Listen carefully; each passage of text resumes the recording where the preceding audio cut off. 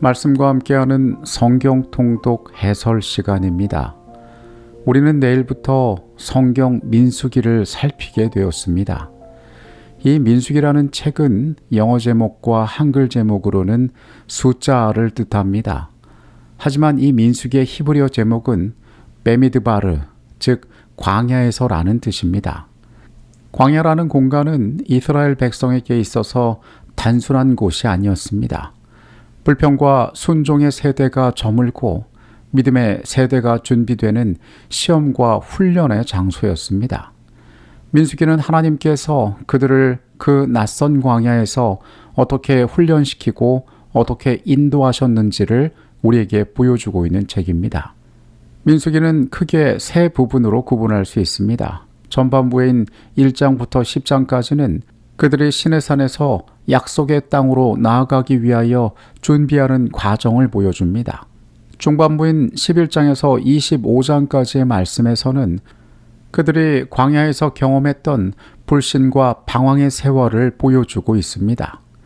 후반부인 26장부터 36장까지는 가나안 입성을 앞두고 새로운 세대를 계수하며 법을 재정비하는 모습이 나타나 있습니다. 민수기에서 우리가 살필 수 있는 세 가지의 핵심 주제가 있습니다. 먼저 나타나는 것은 질서와 조직입니다. 하나님은 혼돈의 하나님이 아니시고 질서의 하나님이심을 보여주십니다. 또한 민수기는 불신의 결과가 어떠한지를 보여줍니다. 가나안 땅 입구에 도달했음에도 믿음이 없으므로 그들이 그 땅에 들어가지 못하는 경험을 이야기합니다. 광야에서의 38년은 이 믿음 없음의 형벌인 동시에 불순종을 씻어내고 순종을 배우는 훈련의 기간이 되었습니다. 마지막으로 민수기는 하나님의 신실하심에 대하여 끊임없이 이야기합니다. 이스라엘의 끊임없는 원망과 반역에도 불구하고 하나님께서는 만나와 메추라기, 불기둥과 구름기둥으로 그들을 먹이고 입히고 돌보셨습니다. 민수기의 이야기에서 우리는 하나님의 신실하심을 바라보게 됩니다. 내일 우리가 읽게 될 성경의 말씀은 민수기 1장에서 3장까지의 내용입니다. 민수기 1장의 말씀으로 갑니다. 첫 번째 인구조사가 이곳에 나옵니다. 때는 시내산에 도착한 지 약 1년이 지난 후였습니다. 너희는 이스라엘 자손의 모든 회 중 각 남자의 수를 그들의 종족과 조상의 가문에 따라 그 명수대로 계수할지니 20세 이상으로 전쟁에 나갈 만한 모든 남자가 계수되었습니다.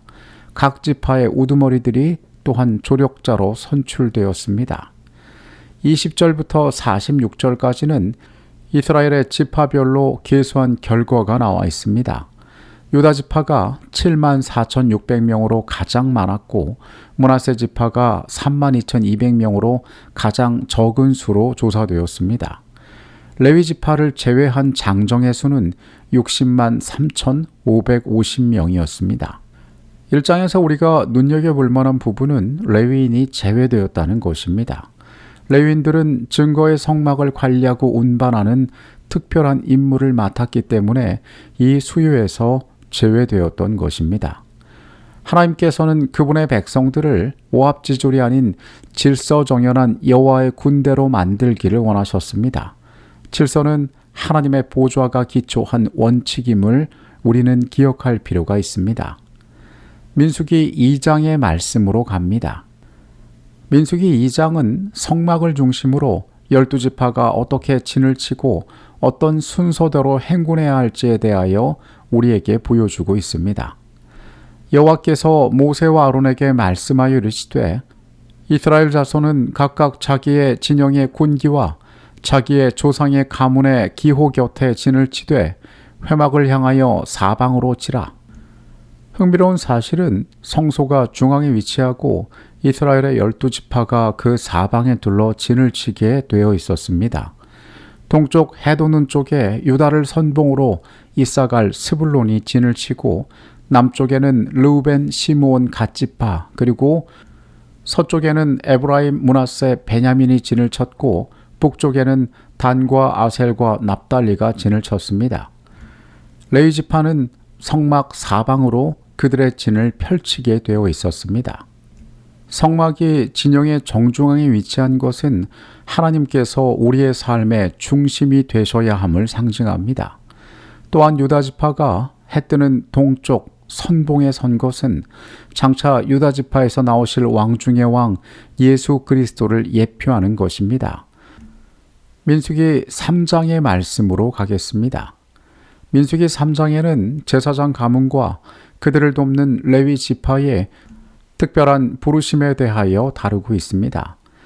여호와께서 모세에게 말씀하여 이르시되 보라 내가 이스라엘 자손 중에서 레위인을 택하여 이스라엘 자손 중에 태를 열어 태어난 모든 맞이를 대신하게 하였은즉 레위인은 내 것이라.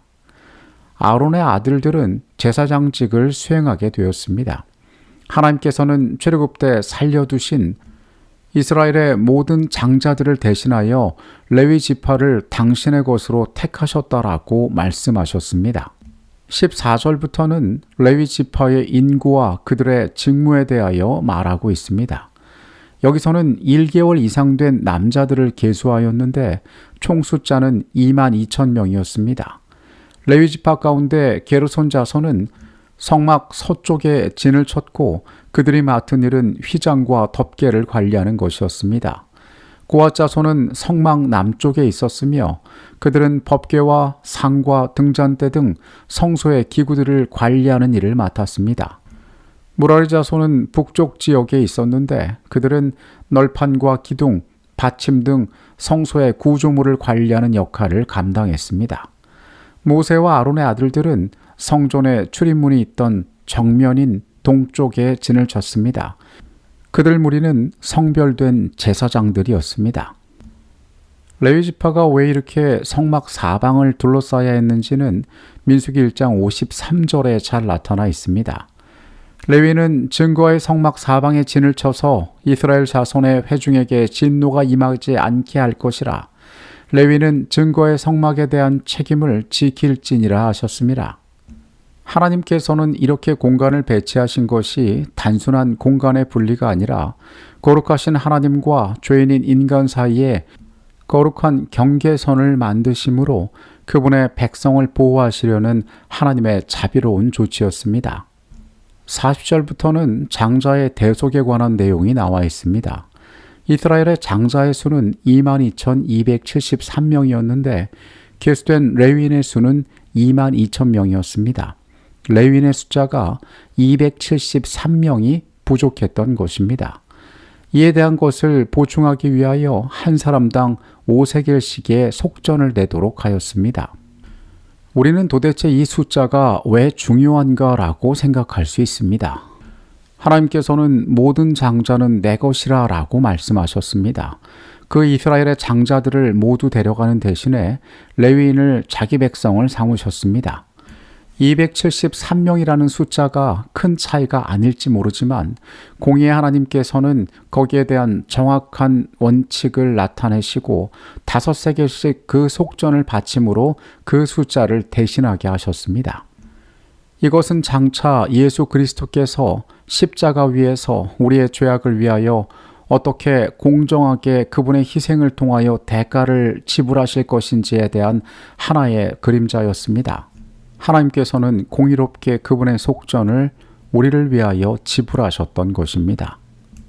광야에서의 진영의 완벽한 질서와 청결은 하늘 정부의 사본이었습니다. 이스라엘의 진 배치를 바라본 이방 민족들은 그 질서와 위험 앞에 경외심을 느꼈을 것입니다. 레위인들은 이스라엘의 장자들을 대신하여 하나님께서 선택한 자들이었습니다. 우리를 대신하여 죽으시고 봉사하시는 그리스도의 사역을 레위인들을 통하여 드러내고자 하셨던 것입니다. 우리 모두는 대속된 자로서 하나님께 봉사할 특권을 얻었음을 우리는 기억할 필요가 있습니다. 우리를 위하여 지불된 속전이 있습니다. 그 은혜가 우리에게 얼마나 큰지 헤아려보는 저녁이 되었으면 좋겠습니다. 모두에게 평안한 밤 되시기를 바라겠습니다. 내일 말씀으로 다시 찾아오도록 하겠습니다. 그리스도께서 이 땅에 오셔서 흘리신 보혈이 우리의 모든 죄악에 합당하게 지불된 대가임을 우리가 말씀 가운데 깨닫습니다. 주님, 우리의 죄가 얼마나 흉악한 것인지, 우리가 얼마나 속절없는 자인지 잊지 않고 기억하게 하여 주시옵소서. 구별된 백성으로 질서 있는 모습으로 감사하며 우리의 삶을 살아가기를 원합니다.